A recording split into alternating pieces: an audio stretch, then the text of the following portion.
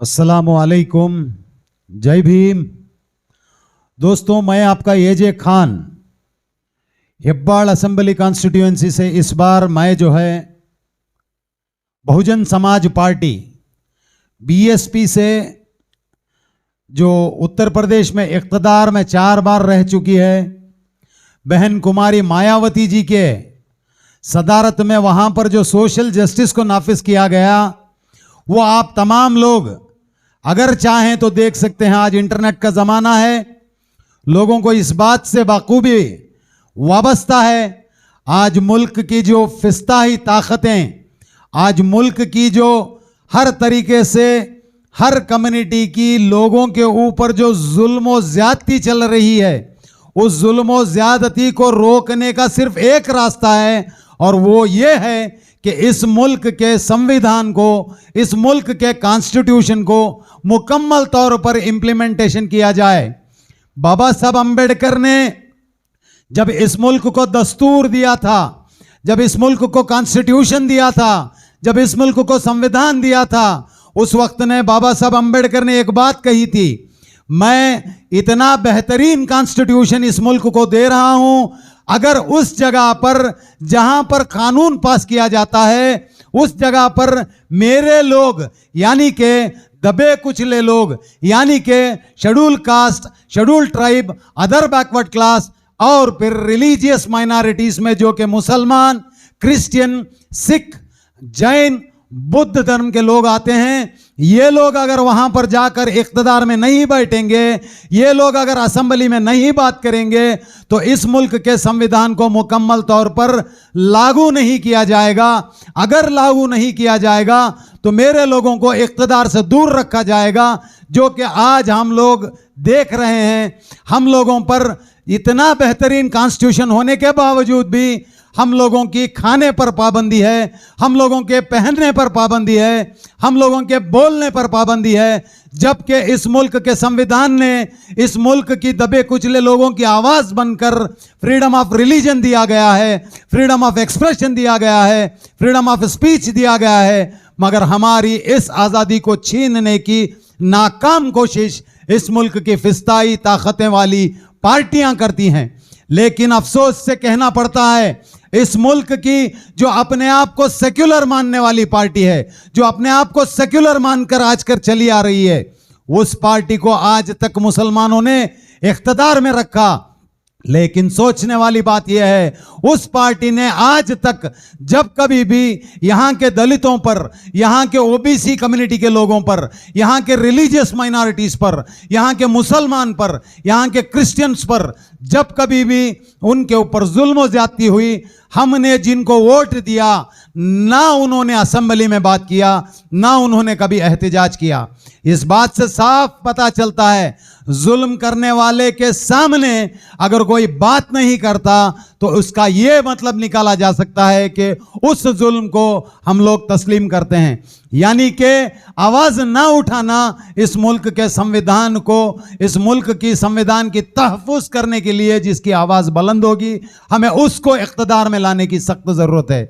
अगर इस मुल्क की हम इंतखाबात को देखें, इंतखाबात में ये बात पता चलती है कि एक फिस्ताई ताकत को दूर रखने के लिए एक और छुपी हुई फिस्ताई ताकत वाली पार्टी को हम लोग चुना कर लाते हैं। हालांकि हम लोगों को इतिहास में देखा जा सकता है, हम लोग हमारी हिस्ट्री में देखा जा सकता है, आज इस मुल्क में सबसे पिछड़ा तालीमी सतह पर, इकोनॉमिकल सतह पर, सियासी सतह पर आज इस मुल्क में सबसे पिछली लाइन में कतार में खड़ा होने वाला मुसलमान है।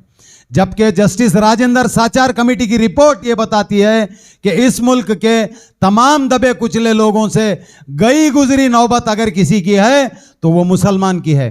फिर भी आज मुसलमान 70 साल जिसको इख्तिदार में रखा, जिनकी वजह से साचार कमेटी के हिसाब से मुसलमान आज गरीबों से बहुत दूर खड़ा हुआ है, तो ऐसी ही पार्टी को चुनना मैं समझता हूँ एक अक्लमंदी की बात नहीं होगी।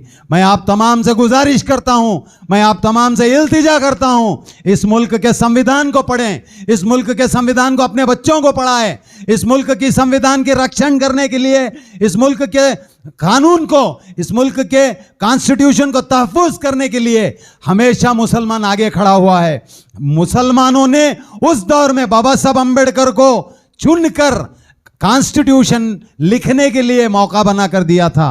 उस बात से यह बात का पता चलता है इस मुल्क के तहफूज को, इस मुल्क की जब कभी भी जरूरत पड़ी है तो उस सूरत में हजरत टिप्पू सुल्तान शहीद रहमतुल्लाह अलैह जैसे शेर इस मुल्क की सरजमीन के लिए अपनी जान तक देने के लिए आगे आ गए थे।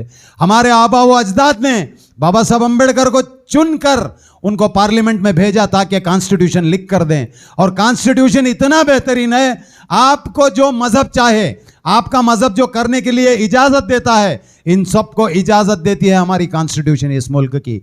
उस कॉन्स्टिट्यूशन को बदलने की साजिशें, उस कॉन्स्टिट्यूशन को तबाह बर्बाद करने की कोशिशें चल रही है। मैं आप तमाम से गुजारिश करता हूं, मेहरबानी फरमाकर अपने बच्चों के मुस्तकबिल के लिए एक बार गौर व फिक्र से सोच कर देखें।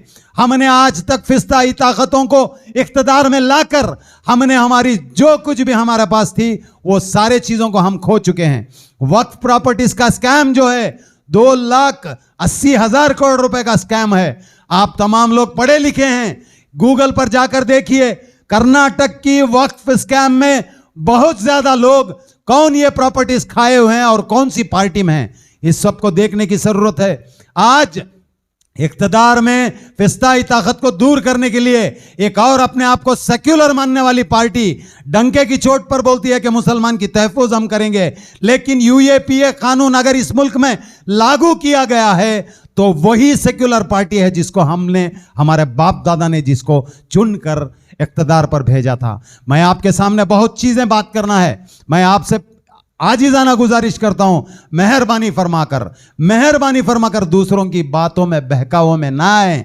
आप तमाम से गुजारिश है, इस मुल्क की हकीकी हिस्ट्री को जानना हो तो बाबा साहब अंबेडकर के लिखे हुए किताबों को देखिए। सही हिसाब से अगर आपको देखना चाहिए, यहाँ की गौड़ा कम्युनिटी है, यहाँ की लिंगायत कम्युनिटी है, यहाँ की शेड्यूल कास्ट है, यहाँ की शेड्यूल ट्राइब है, यहाँ के मुसलमान, यहाँ के क्रिश्चियन, हर कम्युनिटी के ऊपर जुल्म और ज्यादती हुई आई है। आज तक हमने इस मुल्क में देखा है जबकि मुसलमानों पर जुल्म और ज्यादती होती है, ठीक उसी तरह से दलित कम्युनिटी के ऊपर भी जुल्म और ज्यादती होती है, ठीक उसी तरह से क्रिश्चियन कम्युनिटी के ऊपर भी जुल्म और ज्यादती होती है।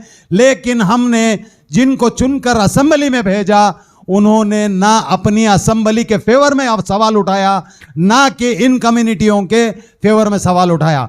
मैं आपसे एक और आखिर में एक बात कहना चाहूंगा, असेंबली में साल में एक मर्तबा जब बजट होता है, बजट जो है इख्तिदार में रहने वाली पार्टी हर कम्युनिटी को, समाज के हर तबके के लोगों को बजट में अपना हिस्सा दिया करती है पॉपुलेशन के हिसाब से। अगर ऐसे देखा जाए तो 23%, 23% शेड्यूल कास्ट को मिलना चाहिए, 14%, 14% जो है यहाँ के मुसलमान को मिलना चाहिए, 6 to 7% क्रिश्चियन को मिलना चाहिए, 52% अदर बैकवर्ड क्लास में जो बलजिगा, बंटा, सविता समाजा, भजंतरी, उप्पारा, कुंबारा, ऐसे काफी सारे समाज हैं, इन लोगों को बजट में हिस्सा देने की जरूरत थी। लेकिन आज तक इख्तिदार में रहने वाली पार्टियां ने कभी बजट में हम लोगों को हमारा हिस्सा नहीं दिया, जबकि अपोजिशन में बैठने वाले दी सो कॉल्ड सेक्युलर, अपने आप को सेक्युलर मानने वाले लोग,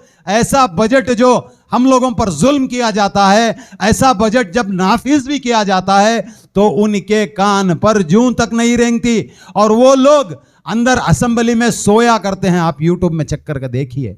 हम लोगों की जिम्मेदारी है, हमारे बच्चों की बेहतरीन एजुकेशन दिलाने की जिम्मेदारी हमारी है।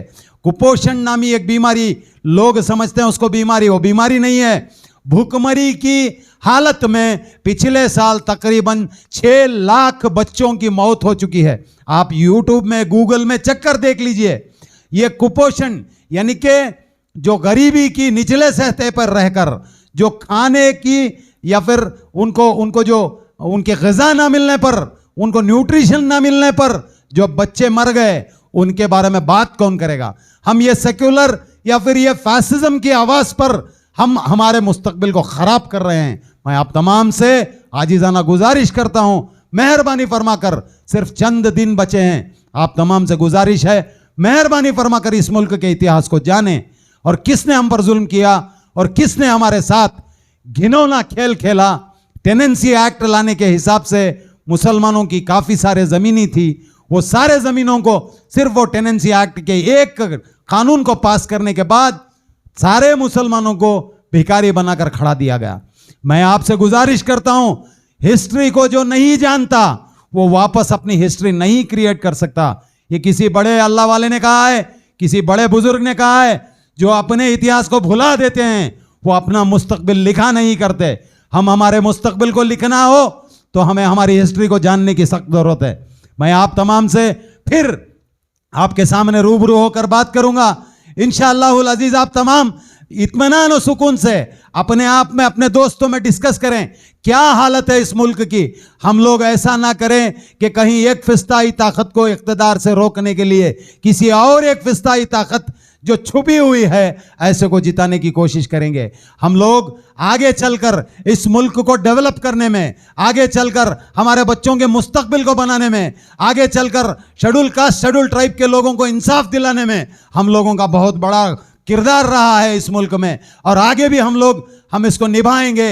मैं आप तमाम के साथ वापस फिर जुड़ता रहूंगा और इलेक्शन जो है वो सिर्फ अब 10-15 दिन की बात रही है, तो इस 10-15 दिन के बाद काफी सारे लोग जो इलेक्शन में कंटेस्ट करते हैं, वो कंटेस्ट करने के बाद या उनकी हार हो या उनकी जीत हो, वो वहां से छुप कर काम करते हैं या फिर दूर चले जाते हैं।